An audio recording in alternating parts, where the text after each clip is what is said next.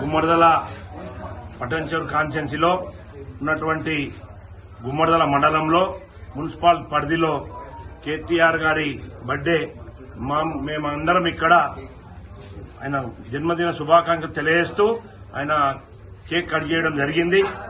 దాంట్లో భాగంలో ఇక్కడికి వచ్చినటువంటి నాయకులు కార్యకర్తలు పెద్ద సంఖ్యలో వచ్చినటువంటి నాయకులకు కార్యకర్తలకు మరొకసారి కేటీఆర్ తరఫున శుభాకాంక్షలు తెలియజేస్తా ఉన్నాం.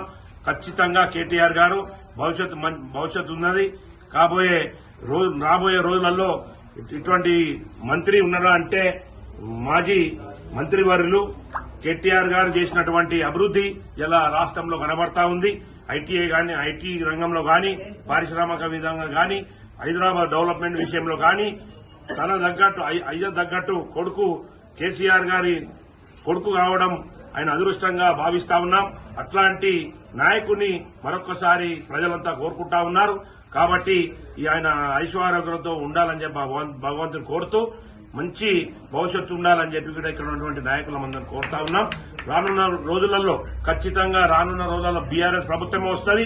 ఈ బీఆర్ఎస్ ప్రభుత్వాన్ని అందరూ ఆదరిస్తా ఉన్నారు.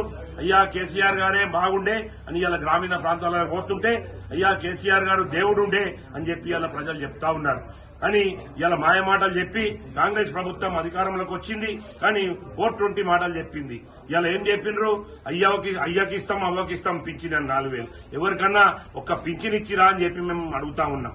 ఈ ప్రభుత్వాన్ని కనీసం ఉద్దాంతులు చనిపోతే వారికి ఇప్పటికీ పింఛన్ రాలేదు. ఒక్క పింఛన్ రాలేదు. ఒక్క కొత్త ఉన్న పింఛన్ తీసేసారు.